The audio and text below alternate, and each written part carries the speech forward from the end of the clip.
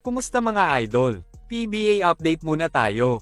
Christian Standardinger may pagkakataon na mag-impake sa Terra Firma Jeep. Matapos nga na mapabalitang hindi na makakapaglaro si Stan sa remaining games ng Jeep sa Governor's Cup dahil sa hyper-extended knee injury, madaming lumabas na espekulasyon na hindi na siya babalik pa sa farm team.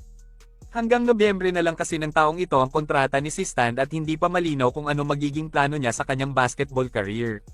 Madami ang manghihinayang kapag nagdesisyon siya na iwanan ng PBA at subukan na lang maglaro sa liga sa labas ng bansa kagaya ng B-League o di kaya ay KBL.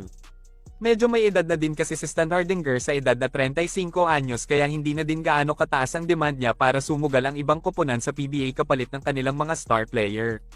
Kaya naman ang isa sa posibleng maging senaryo ay intayin ng ibang koponan sa PBA na mag-expire ang kanyang kontrata sa Jeep bago nila alukin ng offer ang Filipino-German.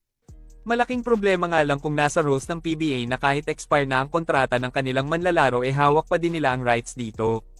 May posibilidad kasi na gawin ito ng Jeep kay Stan para lang hindi siya mapunta sa rival team ng SMC. Alam naman natin na ganito ang ginagawa ngayon ng Northport Batang Pier kina Greg Slaughter at Arwin Santos, kung saan expired na ang kanilang kontrata sa farm team ng SMC pero hawak pa din nila ang rights sa dalawang manlalarong ito. Napabalita kasi na gustong kunin ng Converge si Greg Zilla at Spiderman pero hindi sila basta papayagan ng Northport na maglaro sa iba.